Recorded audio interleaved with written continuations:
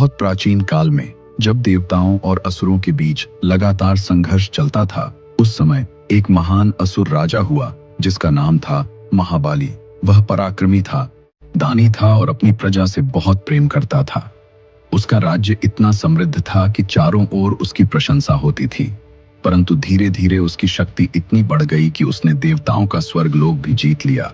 देवता भयभीत हो गए और उनकी शक्ति क्षीण होने लगी। तब सभी देवता मिलकर भगवान विष्णु की शरण में गए और उनसे प्रार्थना की कि वे धर्म की रक्षा करें और ब्रह्मांड में संतुलन वापस लाएं।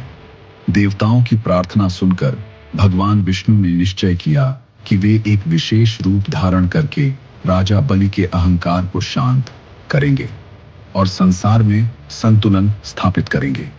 उसी समय ऋषि काश्यपा और उनकी पत्नी अदिति ने भगवान से प्रार्थना की कि वे उनके पुत्र के रूप में जन्म लें ताकि देवताओं की रक्षा हो सके। उनकी तपस्या से प्रसन्न होकर भगवान विष्णु ने उनके घर जन्म लिया और एक छोटे ब्राह्मण बालक के रूप में प्रकट हुए, जिन्हें वामन कहा गया क्योंकि उनका रूप एक छोटे बौने बालक जैसा था। लेकिन यह साधारण बालक नहीं था, यह स्वयं विष्णु का दिव्य अवतार था। कुछ समय बाद राजा बलि ने एक विशाल यज्ञ का आयोजन किया जहां वे ब्राह्मणों और साधुओं को दान दे रहे थे। उनका नियम था कि जो भी याचक उनसे कुछ मांगे वे उसे निराश नहीं करते थे। उसी समय वह छोटा सा ब्राह्मण बालक अर्थात वामन वहां पहुंचा। उसकी तेजस्वी आभा देखकर पूरा यज्ञ स्थल शांत हो गया। राजा बलि ने सम्मान पूर्वक उनका स्वागत किया और कहा, हे ब्राह्मण कुमार, आप जो चाहे मुझसे मांग सकते हैं। वामन मुस्कुराए और बोले, राजन, मुझे बस 3 कदम भूमि चाहिए। यह सुनकर राजा बलि हंस पड़े। उन्होंने कहा, आप इतने छोटे हैं, आप मुझसे विशाल धन, सोना या राज्य क्यों नहीं मांगते? 3 कदम भूमि तो बहुत छोटी मांग है। लेकिन वामन ने कहा कि जो व्यक्ति संतोष को समझता है उसके लिए 3 कदम भूमि ही पर्याप्त है। राजा बलि ने बिना देर किए वचन दे दिया कि वे यह दान देंगे। जैसे ही राजा बलि ने अपना वचन पूरा करने के लिए जल अर्पित किया, उसी क्षण वह छोटा सा बालक अचानक विराट रूप धारण करने लगा। उसका शरीर इतना विशाल हो गया कि उसकी ऊंचाई आकाश को छूने लगी। उसके चरणों से पृथ्वी कांपने लगी और उसका सिर स्वर्ग तक पहुंच गया। अब वामन भगवान ने अपना पहला कदम बढ़ाया और पूरे पृथ्वी लोक को नाप लिया।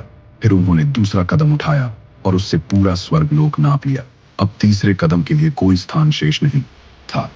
तब भगवान ने राजा बलि से पूछा, राजन, अब बताइए तीसरा कदम कहां रखूं?